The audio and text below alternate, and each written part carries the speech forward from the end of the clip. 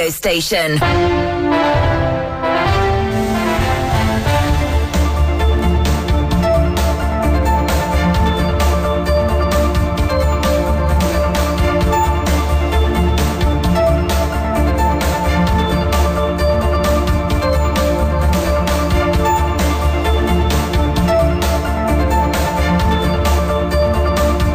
Afternoon, welcome to the Midday News right here on 3FM 92.7. We come to you live from our studios here at Adesawi Kanda in Accra and our numerous affiliates across the country. Coming up this afternoon, Inspector General of Police Christian Tete Yohonu arrives in the Upper East region to commence peace talks with the overlord of Kusaung traditional area as tensions rise in Boku following days of renewed conflict. Also this afternoon, Bank of Ghana and its former governor Dr. Ernest Addison sued by private citizen for exchange rate losses recorded since 2017. Plus, Minister of Communication, Digital Technology and Innovation, Samuel Nate George, has assured that the bill that seeks to address the issue of misinformation and disinformation will soon be sent to Parliament for debate and approval. We have stories of these and more coming up shortly in the next 30 minutes. My name is Judith Brown. Do stick and stay with us.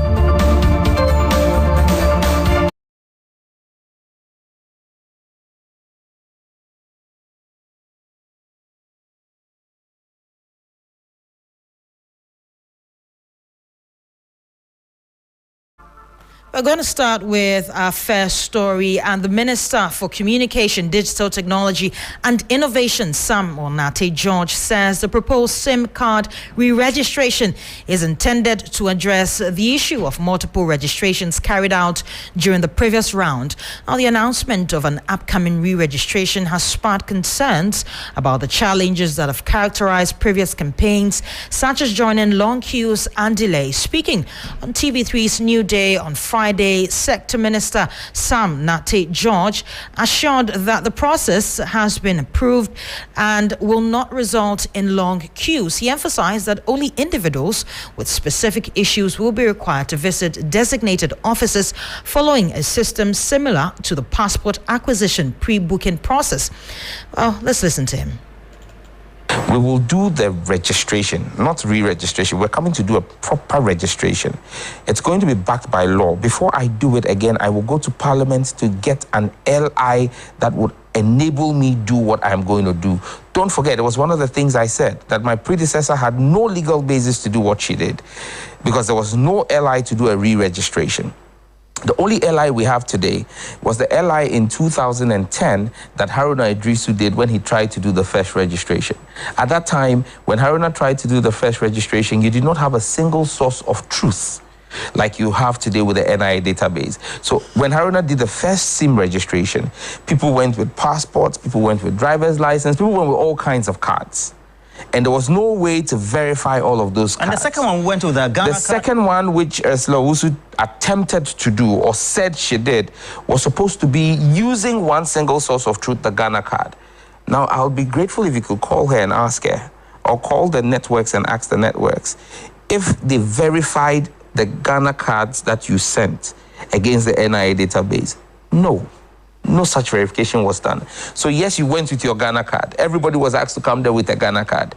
But you go there with your Ghana card not because they want to look at your handsome or beautiful face on the Ghana card. It's because they want to match the biometric details that the Ghana card is carrying and holding on the NIA database. And then they cross-reference that with the new biometrics you're submitting.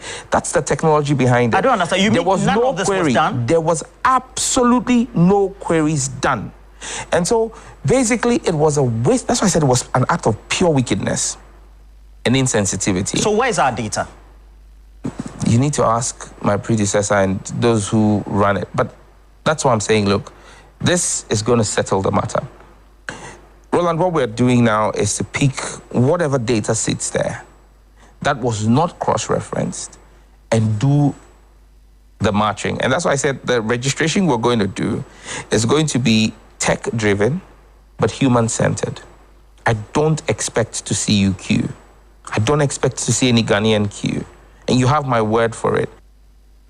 Well, you heard the Minister for Communication, Digital Technology and Innovation, Samuel Nasi George. He was saying that the proposed SIM card re-registration is intended to address the issue of multiple registrations carried out during the previous round. Well, the announcement of an upcoming re-registration has sparked concerns about the challenges that have been characterized previous campaigns, such as the joining of long queues and delays. Now, let's talk about the issue of misinformation, because he has been speaking about that also earlier this morning on New Day with Roland Walker. Take a listen. Once Parliament gets back, we will be laying before Parliament. Work is almost done on that bill, a bill on misinformation and disinformation. I am fully respectful of the rights and the freedoms of expression. However, I'm also mindful of the civic duty citizens have to ensure that they enjoy their rights without infringing on the rights of another. And so public safety is a major consideration for me, and we would lay this bill on misinformation and disinformation. As we speak, I have designated a team within my cybersecurity authority to focus on building digital dossiers of particular accounts and individuals who have decided to become purveyors of mis and disinformation. We're building the dossiers. We do not want to go to court or start any law enforcement action without having solid basis in law. And so, like I keep saying, be mindful what you post. I'm not saying we're not interested, and the law will be very clear, and that's why I'm bringing it to Parliament, for Parliament to debate it and accept it and pass it. This is not a law that's going to be looking at criticism. No, I don't care how scathing the criticism is. It's a freedom of expression.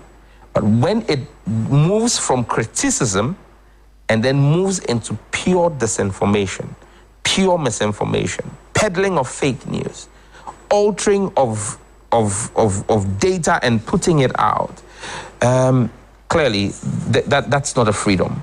That's an abuse of a platform, and the law would work and clamp down on it. Now let's head to the Upper East region, where the Inspector General of Police, Christian Teta Yohonu, and the Police Management Board are currently in Boko in the Upper East region to meet the Boko Naba Zugran Asigri Abugrago Azoka II to hold peace talks. While the visit comes in the wake of clashes between security personnel and some youth of the area on Wednesday, resulting in one fatality and damage to property. Now, Castro Senyola, our Upper East regional correspondent, is with the IGP's entourage. He will be joining us very soon for more details. But first, let's engage Dr. Vincent Azuma. He is a Regional Director for Monitoring and Evaluation at the West African Network for Peace Building, that is WANEP. Good afternoon, sir. Now, Boko has been simmering in the last couple of days. The IGP is currently in the area to engage the chiefs and the people. To what extent do you see this helping restore law and order? Thank you for giving me the opportunity. What I think the IGP's visit can achieve is to build the broken down relationship between the police or the security agencies and the people and the youth of Boko. So if the IGP and his team are able to play their cards very well, they will be able to bring back the trust that the people have with the police. At the moment, there's some kind of mistrust between the security agencies, especially the police, and the young people of Boko. So his visit and his team's visit, if he works well with the team over there and the chiefs and the people, then it will kind of do some damage control and bring back some trust in the system for the youth to be able to then continue to work with the police to restore peace in the area. But what do you think should be done currently as regards to these simmering issues in the Boko constituency? These last couple of days, you've seen that there's some clashes between the police and some citizens or residents in the area. What should be done currently is for them calling for a curfew. Is that enough for that? Well, in a number of circumstances, one would have thought that this high-level visit would have been done long ago, because we know of Boku, and Boku is not something that happened just today or yesterday.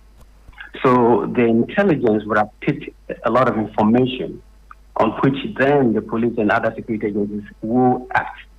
So the question is, what happened to the intelligence? What happened to our early warning systems?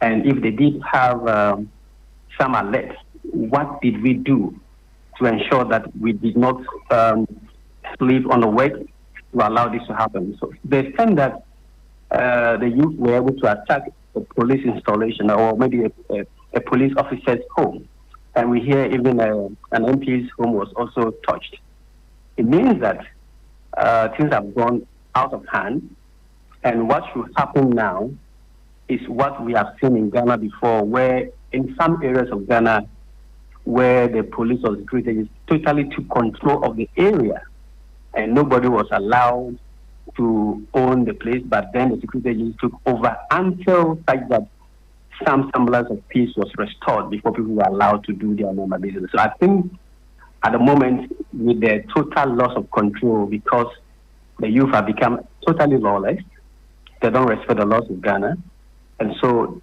we should go in with some heavy equipment of enough men to be able to keep the place to some semblance of sanity. And then doing that will also ensure that the chiefs and other stakeholders continue talking behind the scenes, because what the youth are doing now, they are just reacting to actions that were taken yesterday and today. They are actually not acting because of the root causes of the conflict.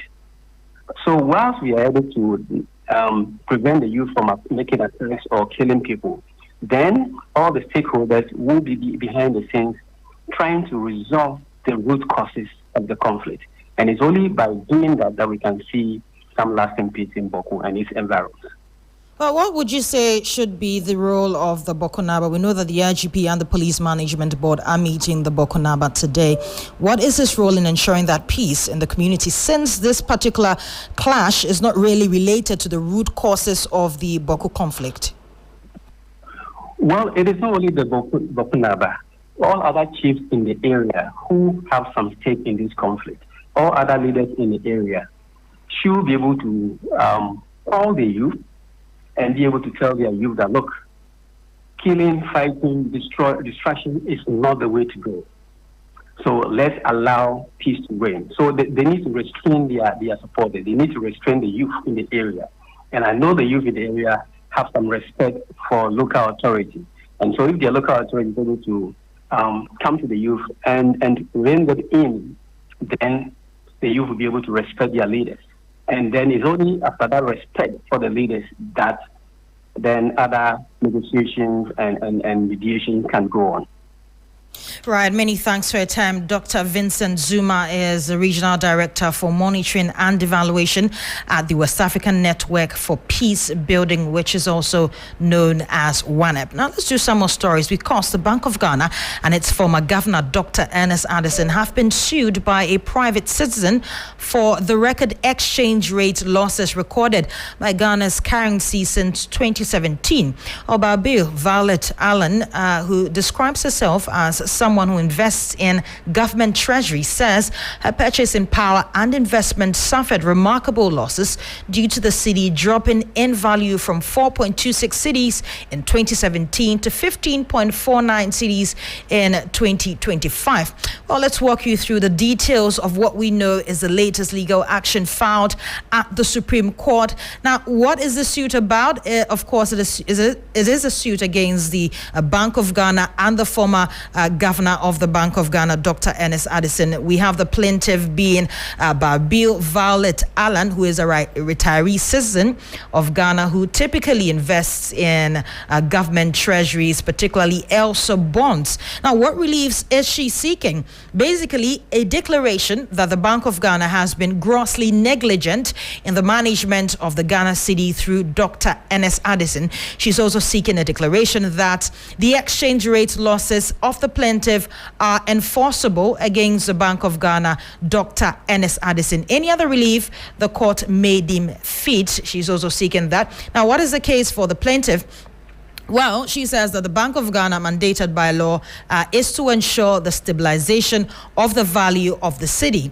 Now, the cedi to dollar exchange rate was 4.26 Ghana cedis to $1 when Dr. Addison took office in 2017. The exchange rate now stood at 15.49 Ghana cedis to $1 as at 3rd February 2025 when Dr. Ernest Addison proceeded on terminal leave. Now, Ghana, the currency for Ghana under Dr. Ernest Addison's watch became one of the worst performing currencies in the world. Well, the plaintiff says that she has suffered exchange rate losses, erosion of purchasing power, and remarkable investment capital losses. And so Dr. Addison has failed to exercise care in the management of the currency. And so these are the cases for the plaintiff as regards to this suit against the Bank of Ghana as well as Dr. Ernest Addison. And so we're going to engage with Dr. John Bading. He is a lawyer for the investor who has sued the BOG and the former governor. But first, let's go on a very short break. We'll be back with more news. Do stay with us. This is the Midday News right here on 3FM 92.7.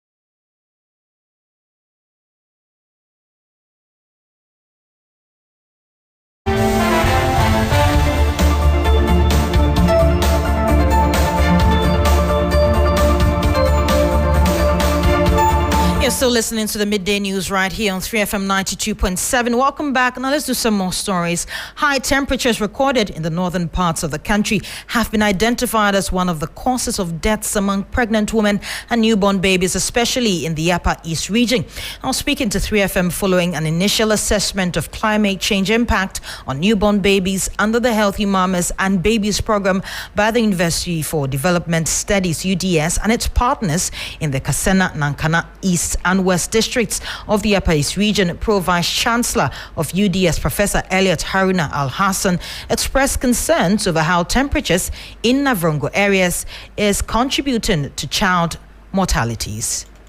Northern Ghana, in Ghana, that's where you have the high temperatures. and especially where we want to conduct this study in the Kansana, Nankana, East and West District, Navrango and Paga. The temperatures are very high there.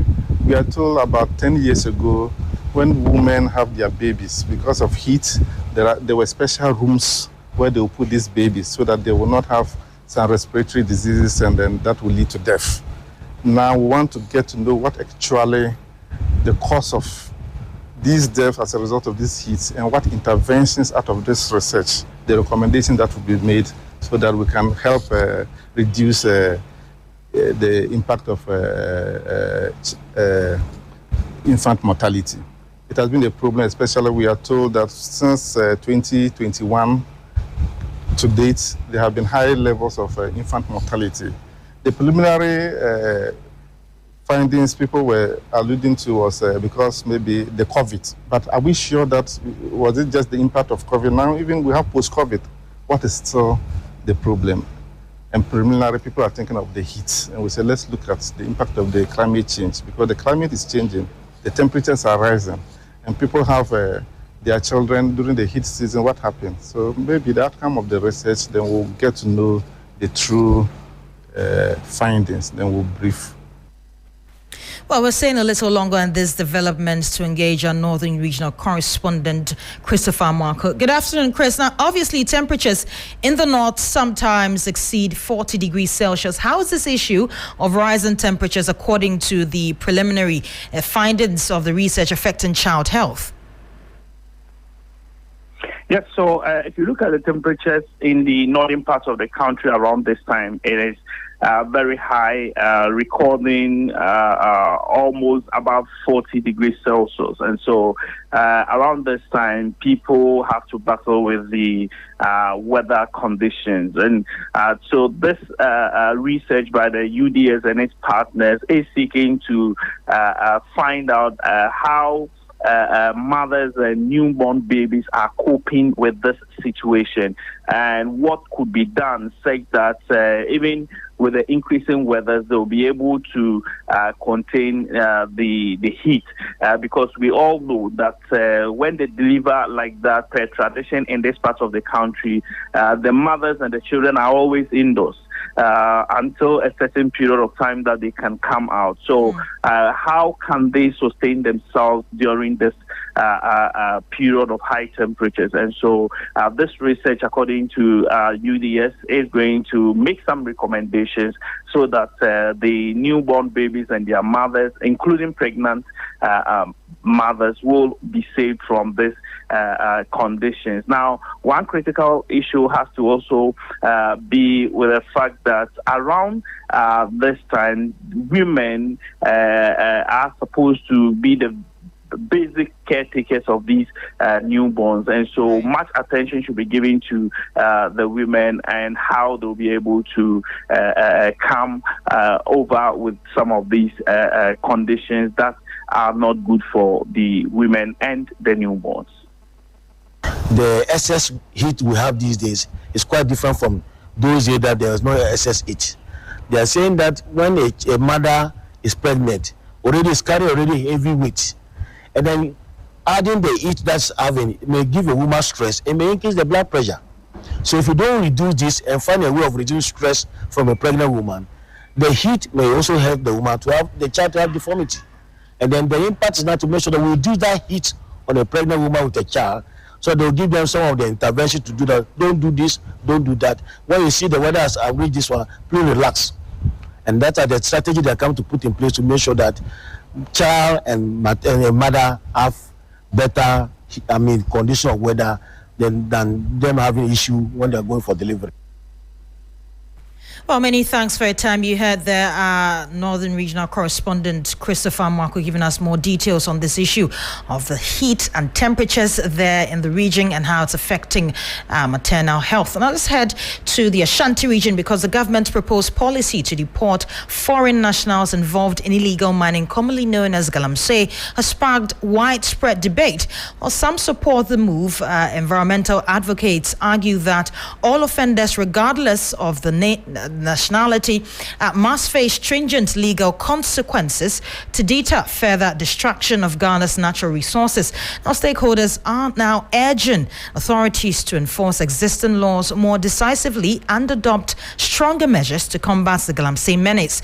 For the latest, we are joined by Ibrahim Abubakar. He is reporting from Key Stakeholder Forum in Kumasi. Ibrahim, now Ghana has held numerous Galamsey forums in the past, yet the problem persists. What makes this meeting different? Well, this meeting is not too different from the earlier meetings that we've seen. Just that this time around, they have ensured that they bring people who reside in these mining communities together to let them know the consequence of destruction of our environment on our health, water bodies, and also the forest. Now we have traditional authorities, small-scale miners, the residents as a whole. Now the stakeholders are not too happy, especially with what the Interior Minister said last week regarding the deportation of foreign nationals who are caught involved in any form of criminal acts, which mining is also included. They are saying that this is contrary to the law, and for that matter, we shouldn't go that tangent. It is deterrent enough to punish those people or to sentence them. Afterwards, they can be deported. But if you are just deporting them, then it wouldn't serve the needed deterrent that we are looking out for. Like you said, we've been talking about this Galamsey issue for a long time, yet we are not yet successful in the fight against it. They want a different approach this time around, such as even rewarding miners who are able to do things according to what the law says, and also punishing those who go contrary to the mining laws. They believe that doing responsible mining is a bit costly. That's how come people are not investing in reclaiming our land. But we have to make sure, because the law says it, we have to try and enforce it and make sure that whoever is doing any mining does so responsibly, so that both the country and the people will be able to benefit from these natural resources. We've heard the government say they are going to deport foreigners who are caught up in it. The Galamsey we are seeing in this country, we know that most of it is because of certain financial powers or certain power people have in terms of financial capacity to buy equipment, to finance the processes, and continue with the impunity that we see. And these people are mostly the foreigners. So to say that you are going to implement the law to favor the foreigners who are really responsible, then as a country we are failing. We don't want to do the right thing. I think that we also need to ensure that as Ghanaians who have laws that we work with, we need to apply the law as it is. There shouldn't be any favoritism. There shouldn't be any fear of favor just because people of a political class, they are not prosecuted as they should. Right, we heard there Darryl Bosu. He is a Deputy National Director for Arocha, Ghana. They're speaking on this issue of illegal mining. That's a meeting that's happening in Kumasi. Of course, we've heard a number of promises that have been made on the matter, but of course it still persists. Now we're going to stay on issues of health now, and Minister for Health, Minta Akando, has paid an unannounced visit to Greater Accra Regional Hospital to inspect the state of the facility. Now, during the tour, he visited the emergency unit where he was informed that some critical machines such as the MRI and CT scan have not been functioning for the past 2 years, affecting healthcare delivery. It also emerged that none of the washrooms at the emergency unit are functioning. Well, the minister has shown dissatisfaction with the current situation. He's currently in a closed-door meeting with the hospital management to address the issues. 2 minutes to the washroom. So show us. I can imagine a patient in the facility who wants to use the washroom. Minister, show you. No, the washrooms are here. Actually, I'm a clinician. I work in the space. So that's why it's locked down. Yes. So what about the ones on the other side? That's for PDs. That's for PDs. Let's see that one. We are just going at random. You know, when was it locked? Yesterday, yes, please. So it means that if anybody wants to...